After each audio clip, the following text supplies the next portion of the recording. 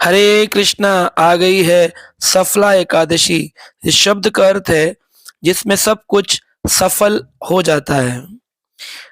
इस एकादशी को 26 दिसंबर 2024 7:11 सुबह से मनाया जाएगा और अगले दिन 27 दिसंबर 2024 को इसका पारण काल 7:12 से 10:38 रहेगा।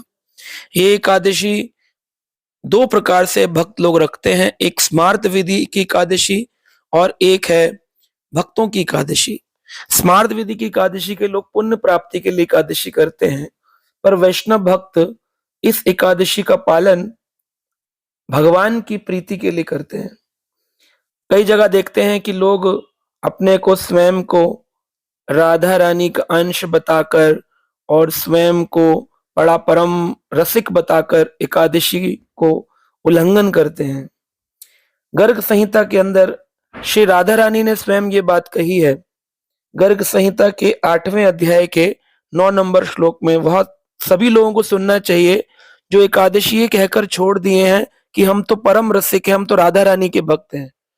श्री कृष्णस्य प्रसादर्थे कुरुते एकादशी व्रतम तेन वश्यो हरि साक्षात भविष्यति न संशय। गोपियों ने पूछा कि हे राधा रानी, आप किस लिए व्रत रखती हैं? तो राधा रानी ने कहा, श्री कृष्ण को प्रसन्न करने के लिए। तुम सबको भी एकादशी व्रत का अनुष्ठान करना चाहिए, इससे साक्षात हरि तुम्हारे वश में हो जाएंगे, इसमें कोई संशय नहीं है। तो गोपियों ने भी इस एकादशी व्रत का पालन किया। अब ना जानते हैं वृंदावन में कौन सी भक्ति सीख रहे हैं लोग जो एकादशी रखना छोड़ दिए, जो राधा रानी स्वयं ये गर्ग संहिता में अपना वचन कह रही हैं और लोग राधा रानी के भक्त बनकर छोड़ दिए। राधा रानी स्वयं नहीं छोड़ी और लोग भक्त बनकर छोड़ दिए। देखिए, इसको कहते हैं कलयुग का प्रकोप।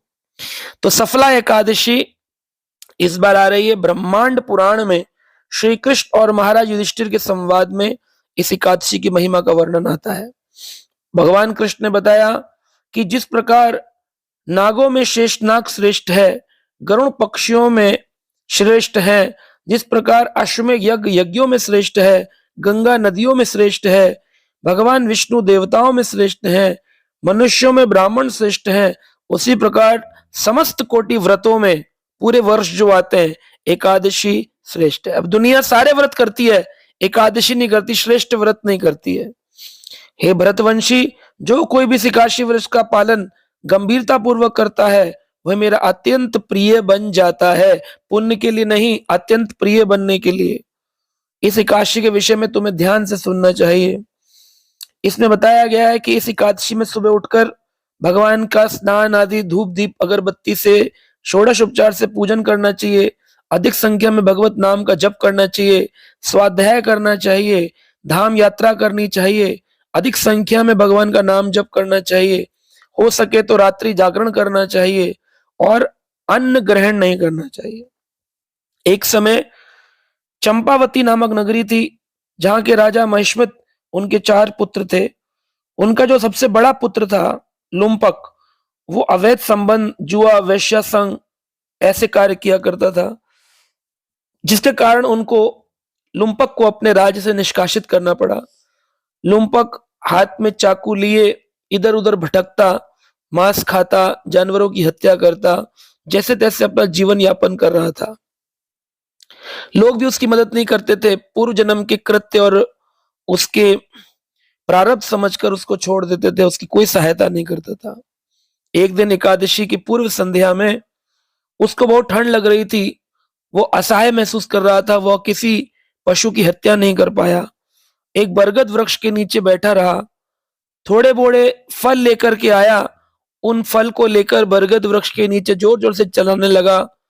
हे प्रभु, मेरी स्थिति कैसी है, मैं इनको खाने योग्य भी नहीं रहा, मैं अधमरा हो गया हूं, मेरे दांत किटकिटा रहे हैं।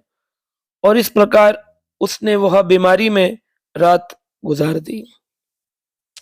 तो अनजाने में ही उसने 10वीं रात्रि से लेकर और एकादशी की रात्रि तक कुछ भी भोजन नहीं खाया और वो फल अनजाने में ही बरगद जिसमें भगवान विष्णु का वास बताते हैं उनको अर्पित कर दिए वो फल।